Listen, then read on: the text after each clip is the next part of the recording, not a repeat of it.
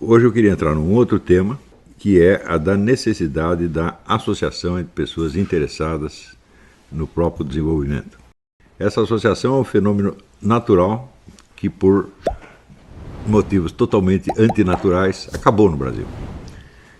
Quando eu dava aula no Rio de Janeiro, nós fizemos uma pesquisa entre intelectuais e artistas brasileiros que haviam entrado no cenário nacional na década de 30. E naquela época praticamente não havia ensino universitário, só tinha as faculdades de Direito e Medicina. E nós íamos perguntar para eles aonde vocês aprenderam. Tá certo? E então a resposta era sempre a mesma: eu aprendi com os outros, eu fiz amigos e nós conversávamos, debatíamos, trocávamos ideias, recebíamos sugestões e assim vai aprendendo. E um serve de modelo também para o outro. Isso é assim, regra geral, não falhou um, né? Então, mesmo aqueles que haviam estudado no exterior, eles davam mais importância a essa convivência do que ao ensino que tinham recebido lá. Se você pegar, por exemplo, o Gilberto Freire estudou nos Estados Unidos, estudou com o antropólogo Franz Boas, mas o essencial da mentalidade dele foi formado no Brasil, no intercâmbio de ideias. Então, onde quer que você verifique um florescimento literário, científico, filosófico, você vai ter esse fenômeno. Tá certo? É muito interessante você estudar o caso de Viena, que foi um dos centros mais criativos, sobretudo da filosofia, mas também da literatura e do teatro, por volta da década de 20. E o centro da vida cultural de Viena eram os cafés, os bares, e não as universidades. Né? O desempenho das universidades é inclusive desprezado. Existe um belo ensaio do Otto Maria Carpo chamado Reminiscências Vienenses, onde ele reduz a universidade austríaca, tão famosa, a pó. Né? Quer dizer, já era um ambiente corrompido, você tinha ali a regra básica era o corporativismo, o interesse corporativo, as fofocas universitárias, o jogo de prestígio e, portanto, aonde você tinha mesmo o centro, onde as ideias circulavam e as pessoas obtinham a sua inspiração, eram os bares vienenses, os que eles chamavam os cafés. Especialmente alguns, ele cita o nome, eu não me lembro. Tinha 2 ou 3 que eram bastante famosos. Né? E, curiosamente, quando um desses bares é fechado, o nível de intensidade da vida intelectual vienense cai muito. Não precisa dizer que depois da ocupação nazista foi tudo pro brejo, né? Acabou tudo de repente. O Rio de Janeiro foi, durante muito tempo, o centro da vida intelectual do país. E a primeira coisa que um sujeito dotado, com algum talento e com alguma ambição ou literária, ou intelectual de modo geral, fazia, era ir para o Rio de Janeiro. E ele sabia que ali ele ia encontrar um ambiente acolhedor e estimulante. Um exemplo claríssimo é o Herberto Salles, que era um sujeito que morava numa cidade do interior da Bahia e que escreveu uma carta para o Aurélio Buarque de Holanda, dizendo: não, estou pensando em ir para o Rio de Janeiro. Bom, Aurélio responde: venha imediatamente. Né? E então eles já esperavam esse afluxo de intelectuais do interior que se concentravam no Rio de Janeiro. Mais notável ainda é o caso do Graciliano Ramos, que ele tinha sido prefeito numa cidadezinha muito pequena, chamada Palmeira dos Índios, em Alagoas, e ele escrevia uns relatórios de final de ano, relatório da prefeitura. Um desses relatórios caiu na mão do Augusto Frederico Schmidt, poeta que era também um editor, uma espécie de líder intelectual no Rio de Janeiro, e o Schmidt leu aquilo e disse: eu aposto que esse sujeito tem um romance na gaveta. E tinha mesmo, ele tinha escrito já o Caetés, que é o primeiro romance dele.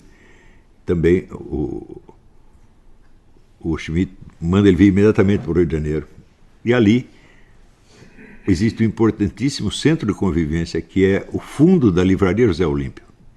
Praticamente todos os intelectuais brasileiros que tinham algum peso se reuniam ali diariamente. E ali tinham conversações, polêmicas, troca de ideias, etc. E isto criou a literatura brasileira. Bom, hoje em dia nós não temos mais isto. As pessoas estão totalmente dispersas, o único ponto de encontro é a internet, mas isso evidentemente não basta. Porém, isso que eu estou dizendo tem uma importância algo mais do que o lado social e o estímulo psicológico. A literatura, ela deve refletir de algum modo a experiência comum. Porém, isso realmente não é uma coisa fácil de conseguir. Primeiro que a experiência individual é bastante limitada, cada um vai ter que preencher aquilo com a imaginação, e ele tem de algum modo de captar os estímulos de todo o ambiente social e encontrar um modo de representá-los. Ora, o modo de representá-los são as várias técnicas literárias que existem. Quer dizer, você pode estar influenciado por uma determinada corrente, digamos, naturalista, romântica, impressionista, surrealista, qualquer coisa, e ela pode não ser muito adequada à representação da experiência comum de uma certa sociedade numa certa época. Então você vai ter que fazer uma série de ajustes. Em suma, a representação literária da realidade, ela é um problema. Ela não é uma coisa... No Brasil ainda existe essa coisa bárbara, selvagem, de achar que toda obra literária é expressão espontânea da mente do autor. Isso é um barbarismo. É só o fato de existir essa ideia circulante, né? As pessoas sempre perguntam assim, mas será que o sujeito sabia que ele estava fazendo isso? Eu digo, mas se ele não sabia, como é que você pode fazer o que você não sabe fazer? Né? Então, é claro que toda obra literária é precedida de muita meditação, de muita reflexão e, evidentemente, de troca de ideias, troca de sugestões. Você pega essas trocas de sugestões não só no material que você leu, mas com as pessoas que estão presentes e que estão tentando fazer a mesma coisa que você. Então você pega, por exemplo, toda a literatura do Nordeste, que surge ali com o Graciliano Ramos, Jorge Amado, Amando Fontes, Zé Luiz do Rego, Jorge de Lima, em parte. Tudo isso aí é um grupo que se formou em torno da pessoa do Gilberto Freire. O Gilberto Freire, com os seus estudos de antropologia e sociologia, ele trouxe uma inspiração para toda essa gente. E, de certo modo, moldou o chamado modernismo nordestino. Né? Se você compara isso com o modernismo paulista, você vê uma diferença abissal, porque o modernismo nordestino estava procurando captar algo da sociedade brasileira que não tinha sido registrado na literatura ainda. E o movimento modernista de São Paulo está tentando apenas se atualizar em relação aos estilos que vigoravam na Europa. Por isso é que a literatura produzida pelo movimento modernista de 22 em São Paulo soa bastante artificial, que não reflete a vida real. Você vê mais estereótipos ou coisa assim. Tanto que, vamos dizer, a obra do movimento de 22 aqui se tornou mais lida e lida até hoje, de algum modo, é o Macunaíma, o romance do Mário de Andrade, mas ela é uma monstruosa caricatura. Ela não reflete a experiência real da sociedade, mas apenas, vamos dizer, os seus aspectos mais grotescos e mais cômicos, mas visto também por um ângulo muito estreito e, sobretudo, muito lesado pelo fato de o Mário de Andrade querer inventar uma nova língua, né?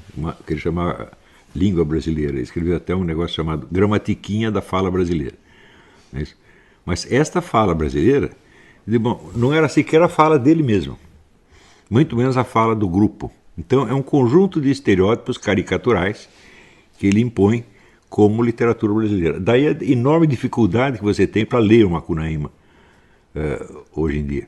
Claro, ele jogava ali com elementos folclóricos, mas quando você parte do folclore, você já não está partindo da experiência direta, você está partindo já de uma elaboração prévia. Ora, hoje em dia, quais são as influências culturais que as pessoas recebem no Brasil? É basicamente duas: televisão e internet. Né? Então, shows de música popular. E isso aí, então, já vai limitando barbaramente o espectro de sensitividade das pessoas. Tanto que na literatura dos últimos praticamente 40 ou 50 anos, você não vê a experiência brasileira retratada, exceto sob a forma de estereótipos. Por exemplo, todos os estereótipos que saem da experiência dos esquerdistas no movimento 64, o golpe 64, eles não param de registrar essas mesmas experiências que foram as experiências de um grupo limitadíssimo, mas que para eles esse grupo era o mundo. Então, o que os intelectuais esquerdistas sofreram, ou dizem ter sofrido na época, virou um tema dominante durante 40 anos. Os caras só falam disso. Eu digo, ora, qual é a última produção literária de valor feita sobre este assunto? Acho que foi o livro do Quarupi, do Antônio Calado Quarupi, e o do Carlos Heitor Coni, Pessache, A Travessia. Houve outros que escreveram também, mas também numa clave deformante, com por exemplo, o Marco Rebelo, que já estava muito velho, escreveu uma sátira dos militares, chamada O Simples Coronel Madureira.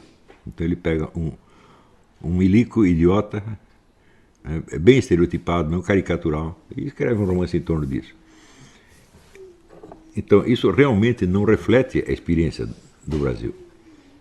É claro que a experiência deste grupo específico de intelectuais de esquerda, ela é perfeitamente real, tá certo? Mas isso coincidia com a experiência do restante da população? Né? Eu vejo, por exemplo, que na época o pessoal da esquerda estava aterrorizado, mas o resto da população não estava de maneira alguma. Então você tem um contraste aí. Agora, você dizer, a nação inteira, 200 milhões de pessoas, são todos uns alienados, só nós sabemos a realidade. E na hora que você pensou isso, você já cortou o contato com a vida real na mesma hora. Quer dizer que a conversa do grupo se torna um substitutivo do mundo. Não é isso? E isso, evidentemente, matou matou a produção literária por muitas décadas à frente. Eu acho que o Canto de Cisne foi o livro do Ledo Ivo, que chama A Morte do Brasil. Então a história gira em torno de um policial violento, uma coisa assim. Mas, um momento, aquilo era a morte do Brasil? Não, aquilo era a morte de um grupo. Não era do Brasil. Você não via uma atmosfera fúnebre durante a ditadura, exceto se você estivesse metido naquele grupo, certo? Que depois se associou à guerrilha, essa coisa toda. Então, você vê que até hoje o golpe de 64 é o tema predominante das discussões entre os intelectuais de esquerda. Quer dizer, eles nunca se refizeram do susto. Né? Eu até tenho uma explicação psicológica para isso. Que entre o dia 31 de março e o 1º de abril, todas as lideranças comunistas fugiram e se esconderam nas embaixadas, temendo uma matança geral. Mas não houve matança nenhuma. Na verdade,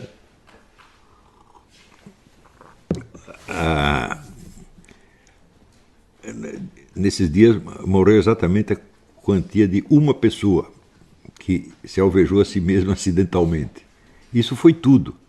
Então os camaradas escondidos, uns foram para o exterior. Eu me lembro que eu era estudante na época, e diante da notícia do golpe, nós saímos pelas ruas buscando as lideranças para que nos orientassem. E cadê as lideranças? Todas tinham sumido.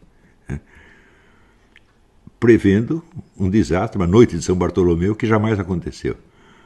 Então foi um show de covardia como nunca se viu na história. O único sujeito que tentou fazer alguma coisa, reagir mais ativamente ao golpe militar, foi o Leonel Brizola, no Rio de Janeiro, com aquela história do grupo dos 11, que eram algumas pessoas armadas, tá certo? Dispostas a uma resistência que naquela altura já era impossível, porque o João Goulart já tinha desistido da briga. Então foi um negócio utópico e regional, mas no resto do país foi a debandada geral, pânico. Agora imagina o sujeito, depois que passou o negócio, ele viu que não teve matança nenhuma. Como é que ele vai explicar para ele mesmo, né, esse momento vergonhoso da sua carreira? Você tinha massas militantes ali esperando uma palavra dos caras, esperando que eles os liderassem, né? E nada, os caras simplesmente desapareceram. Veja, o secretário-geral do Partido Comunista, Luiz Carlos Prestes, ele fugiu tão apavoradamente que ele esqueceu em casa as cadernetas com os nomes e endereços de todos os dirigentes do partido do país inteiro. E como é que o sujeito faz uma coisa dessa? E eu tenho a impressão que certos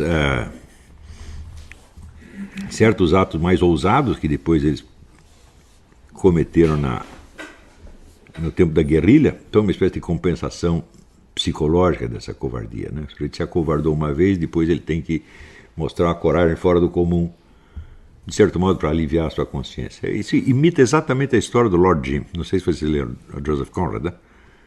Lord Jim é o capitão de um navio mercante que está levando uma leva de peregrinos muçulmanos para fazer a peregrinação na Meca.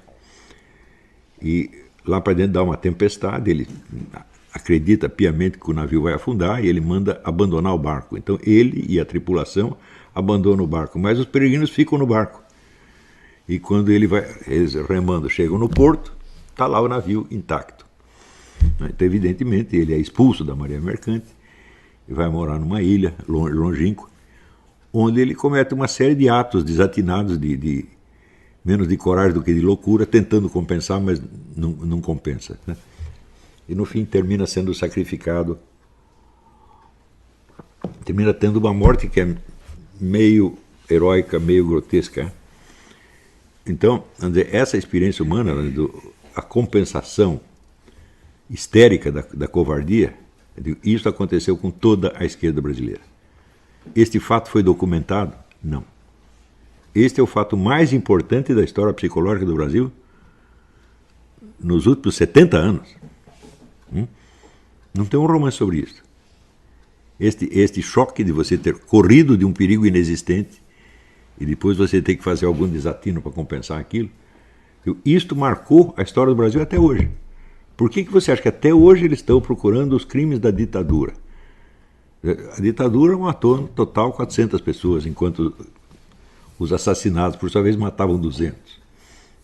Quer dizer, houve um conflito armado, a parte mais forte venceu, mas a outra não deixou de cometer os seus crimes também.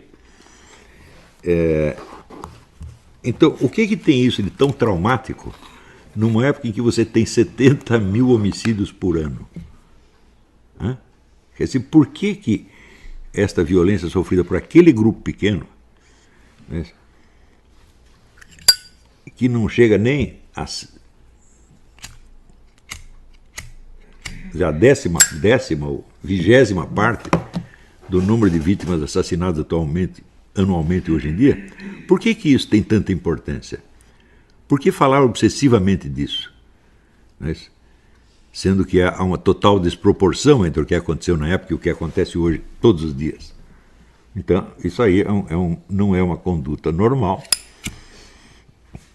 não é uma conduta de senso comum, não é uma coisa racional, então tem que ter uma explicação de tipo neurótico, evidentemente. E isto, eu sou a única pessoa que observou isso. Até no livro O Exército na História do Brasil, que eu achei que o capítulo final sobre eu era editor do conjunto da obra, o capítulo final que dizia a respeito justamente a essa época do golpe, estava muito incompleto e eu fui pesquisar por mim mesmo e descobri isto. E escrevi isto no próprio livro, né? De maneira breve, sem investigar mais profundamente, mas mesmo os mais entusiasmados adeptos do regime 64 não repararam nisso. Eles tratam tudo como se fosse uma questão de ideologias em disputa. Digo, claro, uma ideologia tem algum peso na hora das coisas, mas ela não é a única motivação que leva as pessoas a agir dessa ou daquela maneira. Qualquer que seja a ideologia do cara, ele continua sendo um ser humano, com a psicologia de ser humano. E, evidentemente, ele tem milhares de motivações que são extra-ideológicas. Mas, por exemplo, um cara, seja da direita ou da esquerda, por exemplo, ele tem fome, ele tem medo, tem desejos, etc, etc. Então, por que dar uma explicação ideológica a uma coisa que tem uma motivação psicológica tão óbvia, que é o medo? Também, quando saiu o livro do Zuenir Ventura, 1968, o ano que não acabou, também é a mesma coisa. Você vê que em 68 aconteceram rebeliões estudantis em vários lugares. Na França, na Alemanha, nos Estados Unidos, etc, etc. Em todos esses lugares, os estudiosos já fizeram uma revisão severa daquilo. Os próprios participantes fizeram uma autocrítica assim, arrasadora daquilo lá. Não tem mais ninguém que leve a sério as rebeliões de 68 no mundo. Mas no Brasil ainda leva. Hã? Por quê? Justamente por causa deste fator. Então, os acontecimentos de 68 então, adquirem, vamos dizer, a importância de um símbolo do heroísmo da militância esquerdista para compensar a covardia de 1964. Então, depois disso surgiram alguns temas. Né? Os temas primeiro, o bandido como vítima da sociedade. Isso tem milhares de obras sobre isso. Romances, novelas, contos, etc, etc. E depois, o problema da mulher oprimida pelo marido. Também tem vários. E tem o problema do homossexual e do transexual. Isto é tudo. Então, quando você vê, parece que nos últimos 70 anos, tudo que aconteceu no Brasil foi aqueles acontecimentos de 64, 68, e esses draminhas que não são observados na sociedade brasileira, mas vêm prontos de ONGs externas. Portanto, todo mundo sabe que, quando o sujeito vai fazer uma matrícula na faculdade, já tem um homem da Fundação Ford oferecendo para ele uma bolsa, mais essa vantagem, mais aquela vantagem, se ele fizer uma pesquisa com tal resultado. Então, você vê que esta atividade intelectual é totalmente desvinculada da vida real.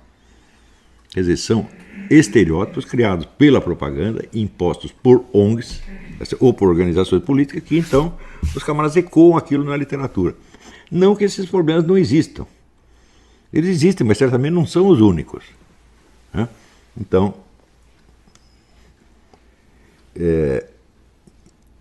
por exemplo, os problemas, vamos dizer, dos 70 mil vítimas de homicídio anual, elas não aparecem em parte alguma.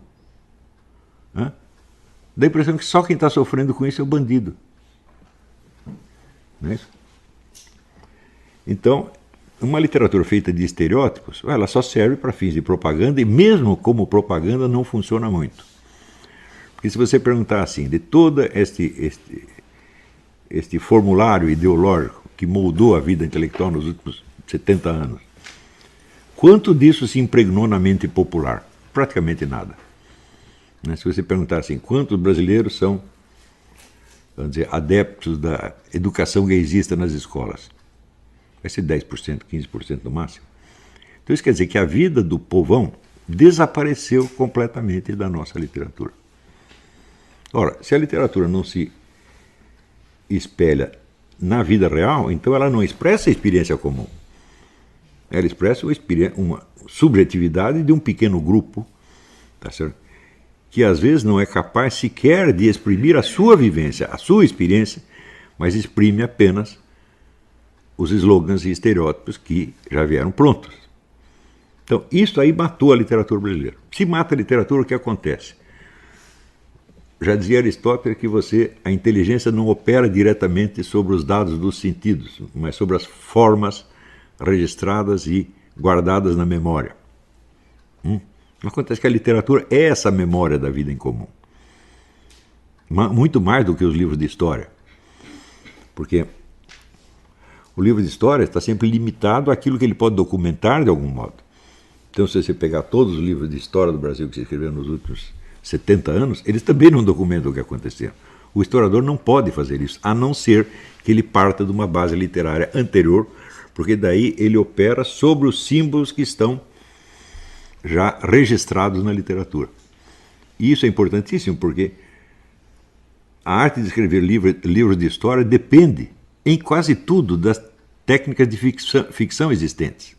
Ora, se você não tem as técnicas de ficção, não tem as obras de ficção que fazem a primeira síntese imaginativa da experiência comum, o historiador teria que fazer tudo desde o começo. Isso simplesmente não é possível. Você vai ver que não existe nenhum florescimento de obras historiográficas de grande porte onde não houve antes um movimento literário poderoso. Uma coisa depende da outra. Isso significa, então, que na hora que acabou a experiência literária, a história também vai ficar só na superfície das coisas. Se você pega a obra do Marco Antônio Vil, é uma coleção de recortes de jornal. Ele apenas repete o que a mídia já disse. Então, a mídia e os programas de TV começam a ser a base imaginativa em cima do qual o pobre do historiador vai trabalhar. Eu digo, isso é absolutamente impossível. Você veja, um escritor, ele trabalha com dados que ele retirou da sociedade humana, mas não são dados históricos que ele possa comprovar. São coisas que não estão documentadas, em parte alguma, mas que ele pega diretamente, vamos dizer, por experiência vicária, experiência dos outros, não é isso?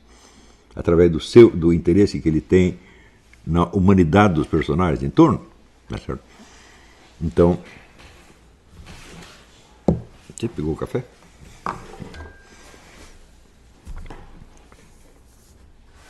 Muito bem. Se a história, então, está muito mal documentada, o que acontece? Essa visão do passado, ela recua para o aspecto mais polêmico da coisa. Então, por exemplo, uma história do Brasil escrita desde o ponto de vista dos militares que estavam no poder. Mas eu não estou falando de propaganda, como você vê no site Ternuma, por exemplo. São militares que organizaram aquele site, fazem o que podem, claro, mas eles estão advogando em causa própria. Eles não estão documentando o drama. Aliás, a parte dramática é excluída.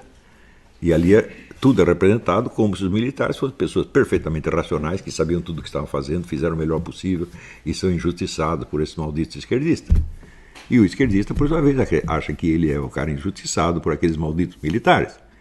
Eu digo, mas isto não é história.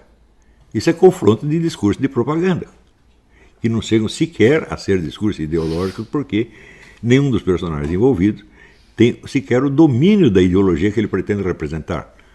Eu já tive vários debates com marxistas que não entendiam nada de marxismo, que eu tinha que ensinar para eles. O tal do Olavo Café, né? E o cara vai aqui apresentar o ponto de vista marxista. Você lá sabe o que é isso, rapaz? Né? Então, tudo se resume a um confronto entre interesses de grupinhos. Eu digo, mas cadê a vida brasileira? Cadê a experiência brasileira? O que as pessoas vivenciam? Isso tudo não aparece. E isso não vai aparecer na base do puro talento individual. Quer dizer, o indivíduo tem uma ideia, tem uma inspiração, né?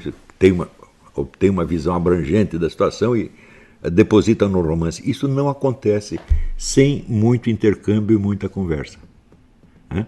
Sem muita meditação sobre o que é a tarefa, o que é o ofício do romancista, do teatrólogo, do poeta, até que se desenvolva nesses grupos, vamos dizer, uma consciência efetiva do que é preciso fazer. Se você acompanhar, por exemplo, a eclosão da grande literatura americana, a partir de 1890, não que antes não existissem grandes escritores, mas eles não tinham uma espécie de uma autonomia intelectual, eles se baseavam muito no romance inglês, sobretudo o que eles chamam de romance gótico, né, que é aquela história de fantasmas, horrores, etc., como Edgar Allan Poe. Né? É claro que é um grande escritor, mas você não pode dizer que ele inaugura a literatura americana. Ele era um escritor inglês, vivendo na Virgínia. Né? E esse movimento que eclode a partir de 1890 e que vai resultar então, nas grandes obras literárias de João dos Passos, William Faulkner, William Dean Howells, um monte de gente, aí não acaba mais. Isso faz com que a literatura americana perca o seu caráter regional e se torne uma força decisiva na literatura mundial. O número de escritores europeus que aprenderam a escrever com William Faulkner, por exemplo, não é nenhum nem dois. Então, era um país que estava, por assim dizer, fora da história literária mundial e que, de repente, ocupa o centro dela. Quer dizer, o poder da literatura americana no século XX é um negócio que não tem nenhum país que se compare com isso. E isso surge do quê? Desses encontros, dessas conversações e dessas meditações. Por exemplo, você vê, o maior dos romancistas desse período inicial, 1890, foi, sem dúvida, Henry James. Né? Henry James tem uma obra imensa, onde ele, na maior parte dos romances, ele desenvolve uma técnica de mostrar o sentimento íntimo dos personagens sem falar disso. Ele só vai contando o que está acontecendo e daí você vai pegando gradativamente a psique dos personagens. E ele, para cada romance que ele publicava, ele escrevia um longo prefácio explicando o que ele tinha feito ali. O conjunto desses prefácios e mais alguns escritos teóricos que ele fez, foi isso que ajudou a surgir a literatura americana logo em seguida. Nós podemos dizer assim, o Henry James foi um primeiro, mas ele ainda tinha muito do depósito cultural europeu, tanto que ele foi morar na Inglaterra. E alguns eu considero mais um romancista inglês do que americano, mas é errado, ele é americano mesmo. Também Frank Norris, o sujeito que escreveu um livro chamado McTeague. McTeague é o nome do personagem, e depois foi filmado pelo Erich von Stroheim, que é um dos grandes cineastas europeus. O filme acho que se chama Cobiça, uma coisa assim. O Frank Norris escreveu um livro muito importante sobre o dever do romancista. Quais são os deveres intelectuais e morais do romancista. Isso também foi um estímulo enorme. Então, todos os escritores que vieram em seguida receberam o aporte dessas ideias, dessas sugestões, e naturalmente havia entre eles todos um intercâmbio enorme, às vezes amizades de vida inteira, como por exemplo Ernest Hemingway, John dos Passos.